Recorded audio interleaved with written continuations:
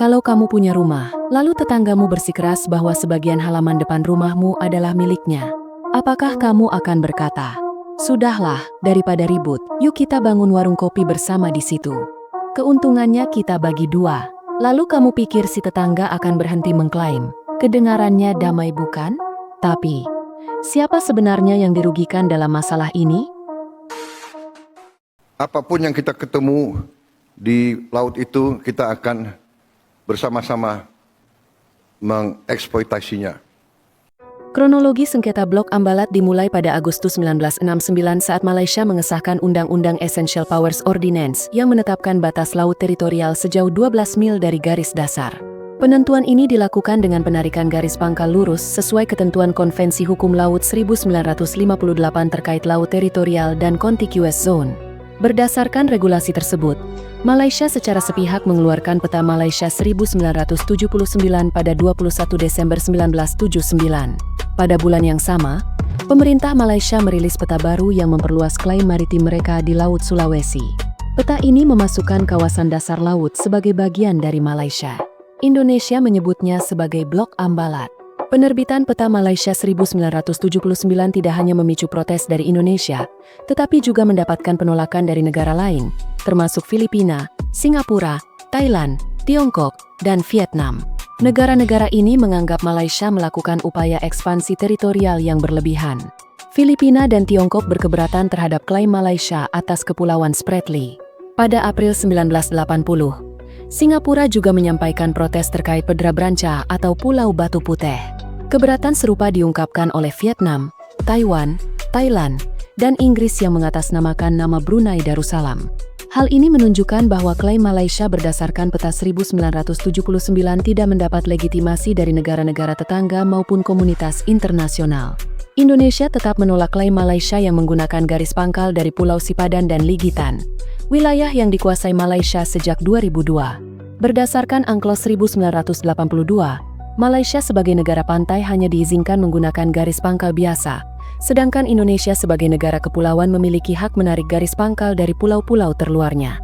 Pemerintah Indonesia beranggapan bahwa peta yang dibuat oleh Malaysia pada tahun 1979 dengan sendirinya gugur setelah dikeluarkannya peta Angklos, United Nations Convention on the Law of the Sea, yang mulai diberlakukan pada tahun 1982. Dalam salah satu pasal Angklos dikatakan bahwa kepemilikan wilayah Indonesia berkonsep archipelago state, di mana garis pangkal penentuan wilayah harus ditarik dari wilayah kepulauan terluar.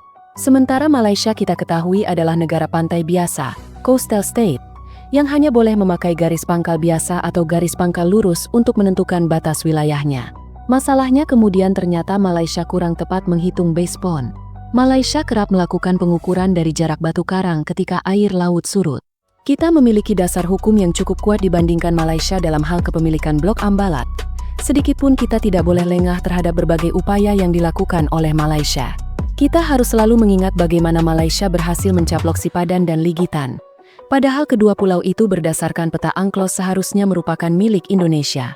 Untuk itu pemerintah Indonesia harus terus memantau aktivitas-aktivitas di Blok Ambalat dengan lebih mengintensifkan patroli laut di wilayah Ambalat. Yang kita sebut joint development. Joint development, wilayah Ambalat dengan Malaysia, mengaburkan posisi kedaulatan. Jika Ambalat secara tegas diklaim sebagai wilayah kedaulatan Indonesia, maka memilih pengelolaan bersama sebelum batas wilayah ditentukan secara hukum berarti memberi celah bagi Malaysia untuk mendapat legitimasi tidak langsung. Bayangkan kamu punya tanah warisan yang jelas sertifikatnya atas namamu. Tapi tetanggamu ikut menanam dan memanen hasil di atas tanah itu karena kamu bilang, "Yuk kita kelola bareng dulu." Lama-lama, dia bisa berkata, "Ini juga tanah saya. Kita dari dulu kelola bersama." Kalau kamu sedang berjuang membuktikan bahwa suatu wilayah adalah milikmu, kenapa kamu malah mengizinkan orang lain berbagi hasil di dalamnya? Itu bukan penguatan posisi, justru kontraproduktif. Kalau kamu suka jangan lupa like video ini dan klik tombol subscribe biar kamu nggak ketinggalan video terbaru. Saudara-saudara, sebagai contoh, kita sepakat hal-hal yang masalah perbatasan yang mungkin memerlukan waktu lagi untuk menyelesaikan secara teknis, tapi prinsipnya kita sepakat untuk mencari penyelesaian yang menguntungkan kedua pihak.